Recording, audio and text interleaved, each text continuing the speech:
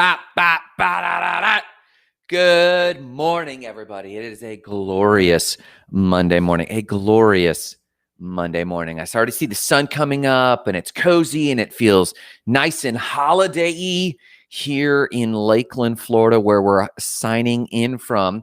Checking in with you guys this morning. I have a great show for you this morning. I'm super pumped about it because I think you all don't holiday too well. I think there's some of you that could use could up your holiday game. And no, I don't mean more crazy lights. No, I don't mean more insanity. I just mean there's a better way to holiday, especially if you're an entrepreneur. So today we have an edition of 3 holiday questions of Ask This, Not That. Remember that book that came out back in the day? Eat This, Not That. It was a fantastic book. Like, you think that going to Burger King, you should like avoid the burgers and eat the salads, but they actually analyze the calories and the fat and the macros, and they're like, eat this, not that. And so they had some recommendations. Today, we've analyzed the questions, and we want to make sure that you ask yourself these questions, not that questions. We're going to cover that today, but we also have some super fun other news that is extremely entertaining and interesting to me. It's not all space today.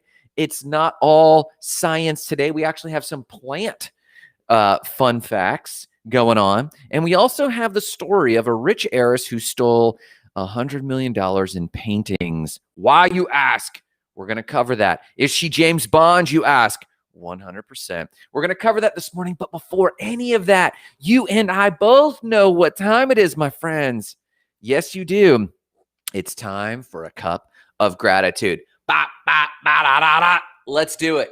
Have a nice cup of joe with us this morning as we cover what we're grateful for. And I want to hear in the comments what you're grateful for. Here we go. On this lovely, crazy holiday week, I am extraordinarily grateful for a holiday week. We're going into what is undeniably Marissa and I's absolutely favorite holiday. Even in our crazy busy world that we have today, even in COVID, everyone can generally agree it's the time to slow down. That gives them the chance to reflect on themselves and what they want and who they are. I'm grateful for this holiday weekend. Now, caveat, most of you don't take advantage of the holiday for those reasons. You take advantage of the holiday for other things like Black Friday, or yes, it's family time, but it's also insane. And that insanity is heartwarming to a point, but then you got to clean up. And then it's just like, I'd like to give you my 3 questions in just a second. But for now, what I'm grateful for is an opportunity that when at least our world in America agrees in some small degree to slow down from like here to New Year's. Slow down a little bit. Yes, there's life, and yes, there's crazy, but I encourage you. In our small town, we had until COVID, a wonderful downtown parade. We had the holiday walkabout. There's all kinds of things that I'm really looking forward to that send a message to us that, hey, this time of the year, it's okay to slow down. That's what I'm grateful for. Shortened holiday week for all of us to do some reflecting. So I'll drink to that. Here is to a holiday week. Here we go. In other news today, I love this piece of other news, and I'm going to write it down.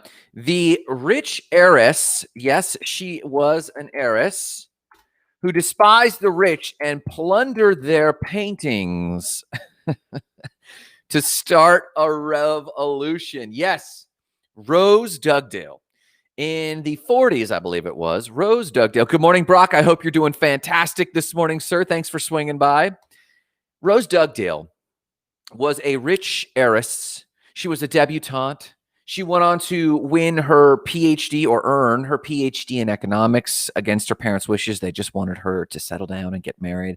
But Rose Dugdale was found, she came to prominence in 1974. What happened in 1974?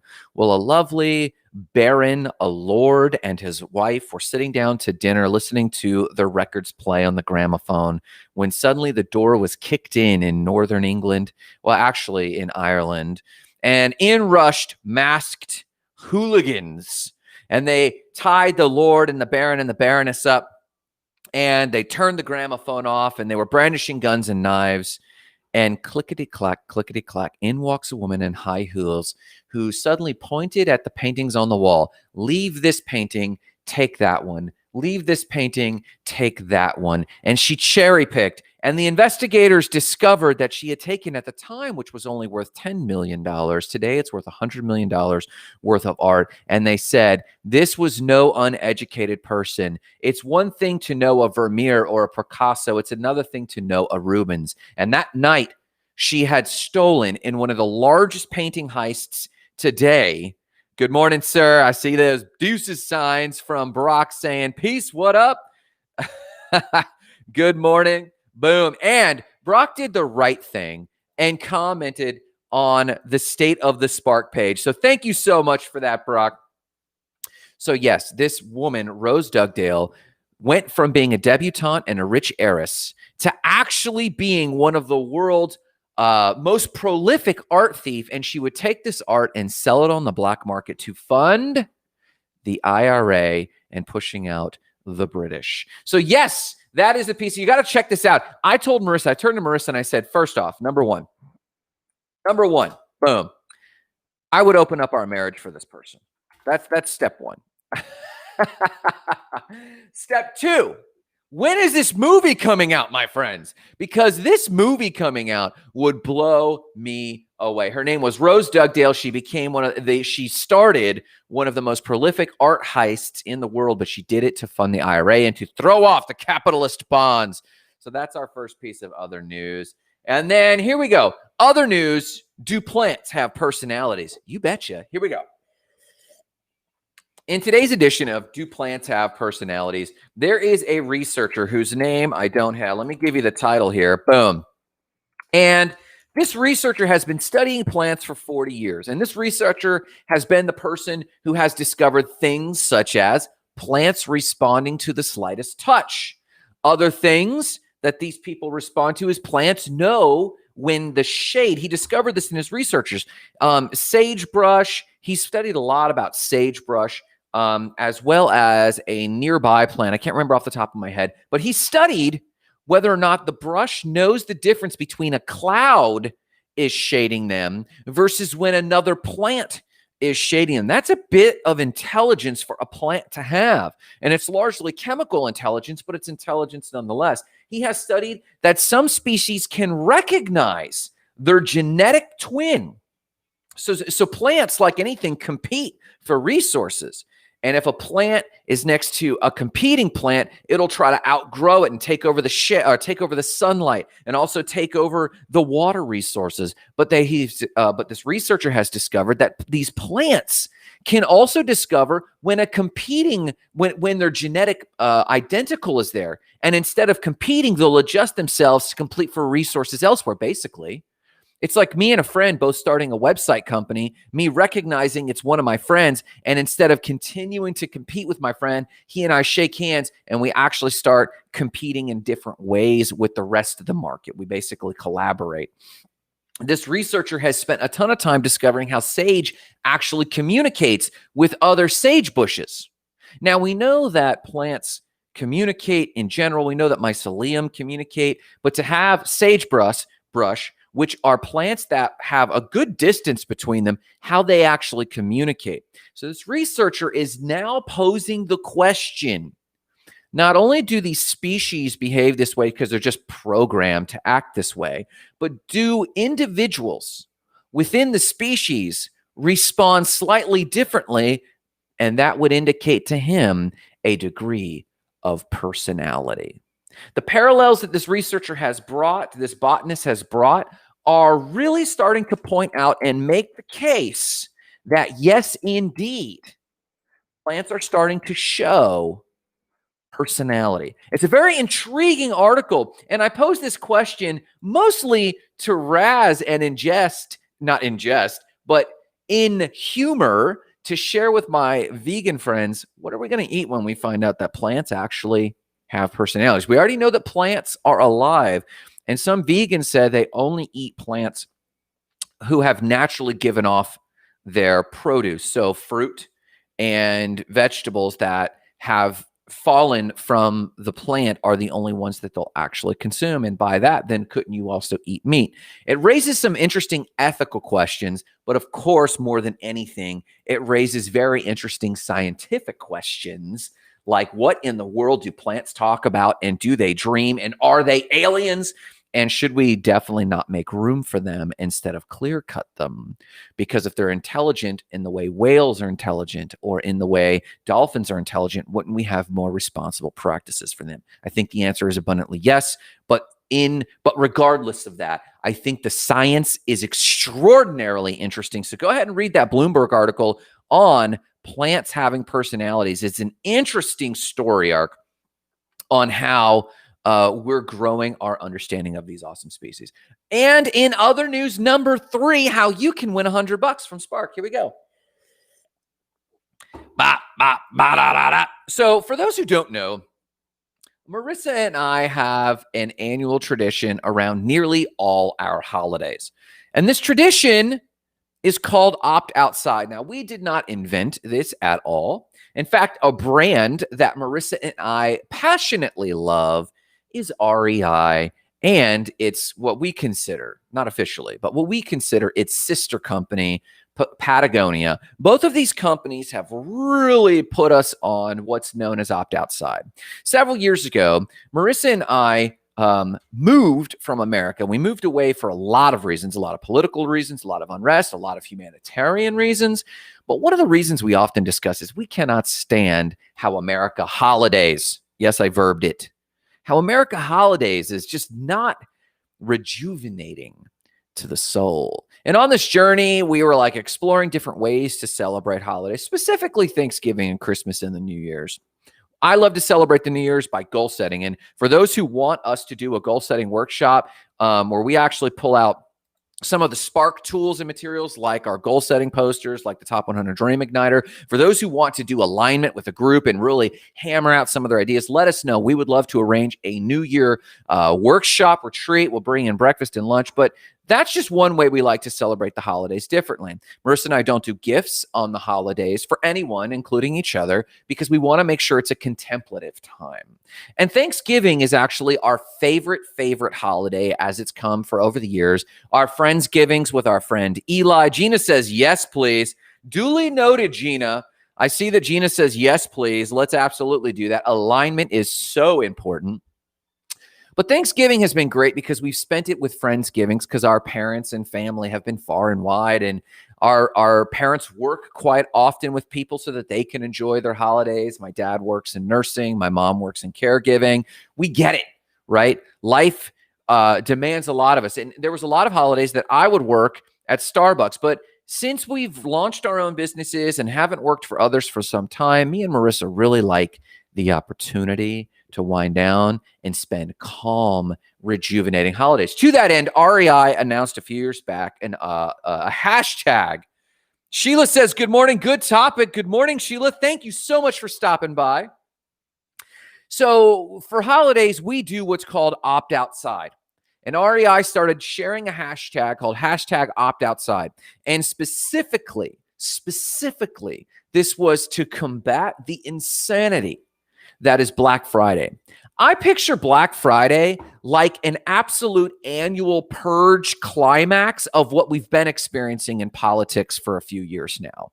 The insanity that is our political environment, I feel that way every Black Friday. Now, there's some people who love the game and they get in line, and I do love the hubbub, but Black Friday has come to be Black Thursday afternoon, Thursday evening, midnight Thursday, and Friday day.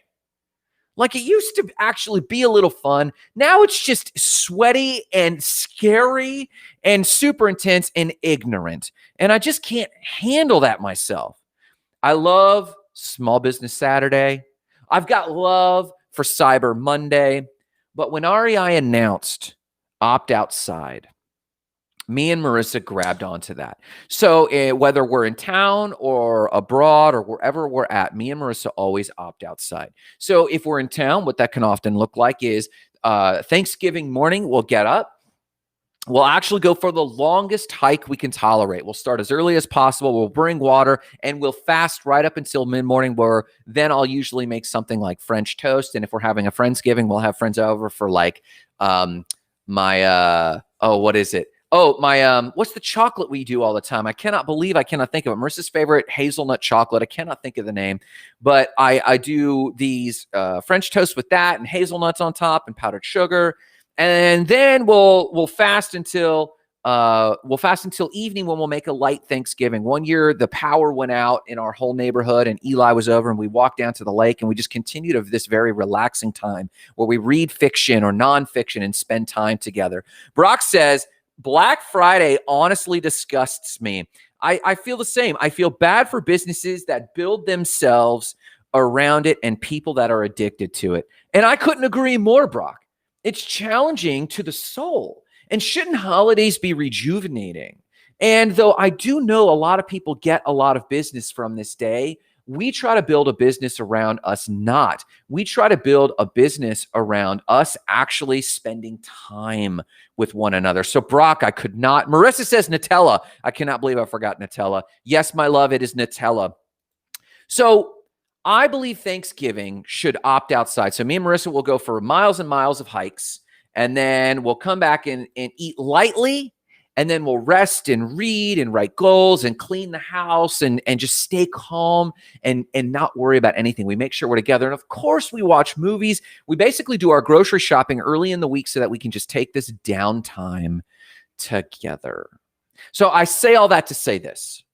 Spark wants to encourage you to do the same thing this Thanksgiving and this Christmas. And we're going to focus on this Thanksgiving. Do me a favor. You could win $100 here. I will Venmo or PayPal it to you, and I will absorb the cost so that you have a full $100 to spend on Small Business Saturday or Cyber Monday. I want to encourage you to enjoy our world. Go to the beach with friends. Drive to the coast. You have this to yourself. Part of the reason me and Marissa love opting outside on these holidays is you have it nearly to yourself. I don't care if, and I see Sheila's on the show today, I don't care if it's Sheila going to meditate in the Zen garden for a little while and just get some fresh air. I don't care if it's Gina, the pet nanny, who just popped in a little bit ago, and you get out with some furry friends and just go for a walk, and not like a crazy walk. I know Gina sometimes has these crazy walks with her lovely furry friends, but what if it's just getting outside and walk in the park and running, or just doing what's appropriate for you, but push the limits. Get as much O2 breathing into your lungs as possible. And if you do that and post the most rejuvenating photo, and it's completely subjective. Good morning, Jessica. I hope you're doing fantastic this morning. I don't care if it's just rejuvenating. I don't care if it's you and your friends. I don't care if it's you and your puppies. I don't care if it's just you meditating. Show me the most rejuvenating photo that you've opted outside. Post in our Facebook Goals and Gratitude group. Here, that's right here. I'll post the link, our Goals and Gratitude group. And Brock pointed out the other day that I had misspelled State of the Spark. And I'm like, I cannot believe my goofiness. But I'm going to post the link to the Goals and Gratitude group. Most of you watching right now are already in the Goals and Gratitude group. But join over to the group and post the most heartwarming, rejuvenating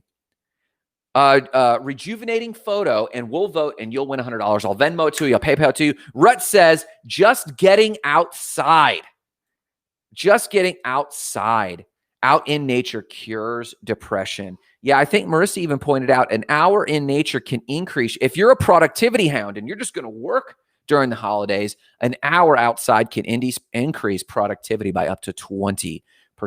Me and Marissa want to encourage you, straight from Spark Explore, straight from our heart. If you opt outside, post in the Goals and Gratitude group. And listen, I'm so serious about this. Even if you're like, oh God, Grant, that's too much. Just post on the State of the Spark page, the Facebook page for State of the Spark, the most rejuvenating, heartwarming photo. Here's the link. Boom. Just post your most heartwarming photo. It's got to be. And we'll vote, and you'll win $100, and we'll celebrate you. And you would have celebrated yourself by getting outside and being rejuvenated. So that's my third piece of other news. I'm sorry I spent so much time on it, but it's really important to us that you enjoy your natural world. If you're visiting with family, invite them to go for a walk in your local park. Circle B is fantastic for that.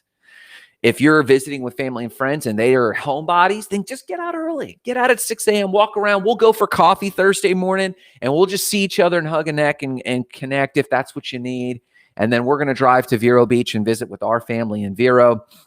We're going to go to the beach. We'll be posting Opt Outside, so you got to beat us to it by on Thursday, posting your most heartwarming, family-friendly photo of you being outside. We'll vote on you. So that's it. I'm done. Let me give you a link of the page from REI, because I so respect what they're doing with their Opt Outside initiative, and the goal is to avoid Black Friday. Brock says, not being able to feel grass or dirt under my feet for miles around drove me crazy while living in WeHo for over a year. Where is WeHo? I don't know where WeHo is. Is that West Houston or something like that? Soho? I don't even know where WeHo is. So I'm on the, sorry. I must be on the outs, Brock. So tell me where WeHo is, my man. But let's go on with the lesson of the day of 3 questions you should absolutely be asking. So ask this, not that, for the holidays. So on this theme, we don't have kids, we don't have pets. So me and Marissa have a lot of flexibility in our own lives. And to that end, when it comes to holidays, we read a piece of fiction, we rejuvenate our minds and do creativity. Brock says Western Hollywood. I got it, my man. Thank you for clarifying that. California slang. Thank you for clarifying. WeHo is Western Hollywood. And yes, it's probably a concrete jungle, my man. So for the holidays, people often are asking themselves a certain series of questions. And for my coaching clients, here's the 3 questions. Just bear with me real quick. The 3 questions are this. What can I get done over the holidays? And they think that that's being abundant-minded. Oh, everyone's not going to be bothering me. So what can I get done in my business over the holidays? The second question is, what should my holiday specials be? Oh, is it too late for Black Friday, for the Thanksgiving specials? Oh, what can my specials be for Christmas then? So they ask these questions. What can I get done over the holiday? What are my holiday specials? And here's one that I've heard several times. How can I make up for all of my 2020 losses in December? Like, I just need to hustle and I can knock out some sales and knock this out and catch up for December as the year's closing out. They're asking roughly something in line with these 3 questions. And I'm going to present for your consideration. Ask these questions, not those. Okay. And I really think it's important that you're asking questions that leverage the holidays for what they're meant to be leveraged for. I've heard Gary Vee say a lot lately, and I fully agree with this. Double down on your strengths, not your weaknesses, right? Don't try to shore up your weaknesses if you want to move fast. Yes, if you want to be a complete human being, focus on your weaknesses. That's okay. But really, you should be focusing on your strengths and hiring your weaknesses. The holidays are a lot like that. Why are we trying to do something over the holidays that really shouldn't be done? The holidays were meant for you to rejuvenate your brain, unplug, connect with people that you've been neglecting, get into those healthy, happy relationships, go for a jog or a walk. You know that fitness and health that you just let taper and thought, I'm going to do it on the holidays. I'll do it on the holidays. These are those holidays, my friends. So here's the questions I would like for you to ask. A lot of people are asking what I can get done over the holidays. I want you to instead ask this question. What are the top 5 things I need to get done to unwind during the holidays? You've got Monday, Tuesday, Wednesday. Limit yourself to the top 5 things you could get done Monday, Tuesday, or Wednesday so that you can truly unplug during the holidays. I don't care if you work your little tushy off Monday, Tuesday, Wednesday. I don't care if you work overtime. I think Zig Ziglar has a phrase, act like you're going to Acapulco every week. If you know Zig Ziglar and you've ever heard his shtick about going to Acapulco, if you haven't, post in the comments and I'll do a whole shtick in the Goals and Gratitude group that will be like off-brand. And I'll reiterate because I love this shtick about going to Acapulco. It's a very inspiring story. But instead of asking, what can I get done over the holidays? Instead, I want you to ask, what are the top 5 things I can get done for my business so that I can unplug during the holidays? Should you get some reading in? Absolutely. Should you get some straightening in? Yeah, you want to come back to a clean environment. Should you do some goal setting? Yeah, you're going to have a clear, refreshed mind, so you should be setting some goals. Should you be giving back? Yeah, find a way. I know that right now, Monet Craner with Light Up Marketing is raising some money to give Thanksgiving. Marissa and I love to give Thanksgiving. It's one of our favorite. It's the only holiday gift we give. And if you and I want to rally, you can just write us a check or Venmo us money and we'll go deliver Thanksgiving, or we could do it as a crew, go and deliver Thanksgiving to people so that they can enjoy Thanksgiving, because some people just don't have enough. I know that growing up, some holidays I didn't have enough and some we did have enough. And I tell you, it's a lot better to have enough to celebrate Thanksgiving with people you love. So yes, by all means, you should be giving back. You should be goal setting. You should be cleaning and straightening up and decorating and putting on Christmas music and putting on holiday music and watching your favorite goofy, stupid, lowbrow holiday love story and just get into the mood, man. Let yourself do that. The second question is this.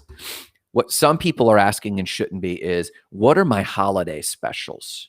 Come on.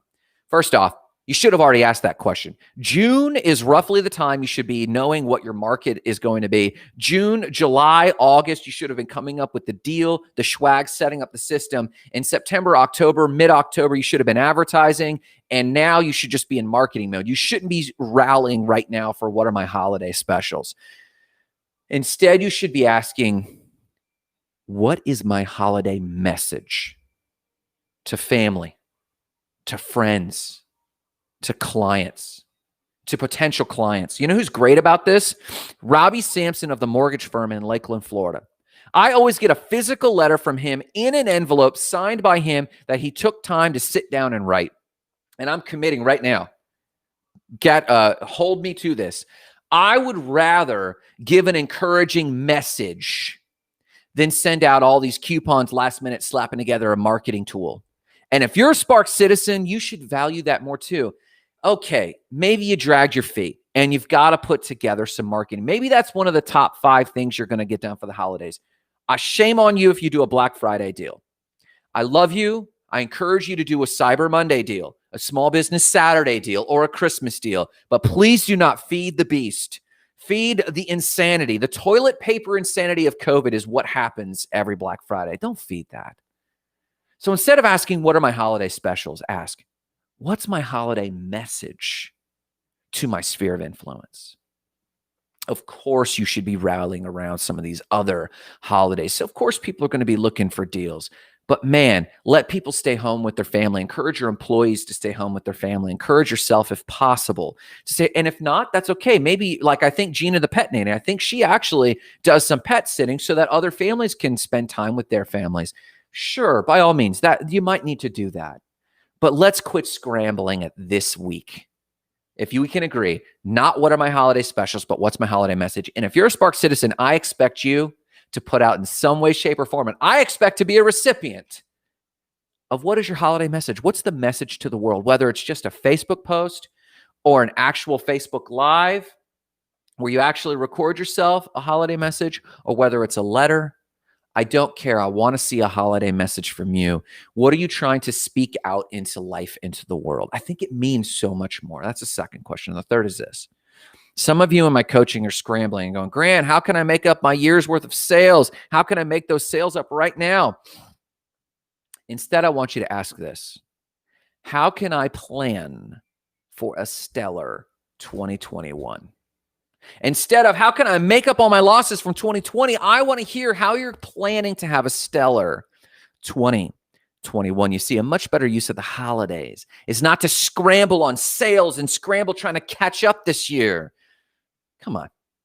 Instead, holidays, again, double down on your strengths. Holidays are meant to unwind. Unwinding allows for free thinking. Free thinking allows for creative problem solving. Creative problem solving allows you to actually dream of valid solutions you can trust for 2021.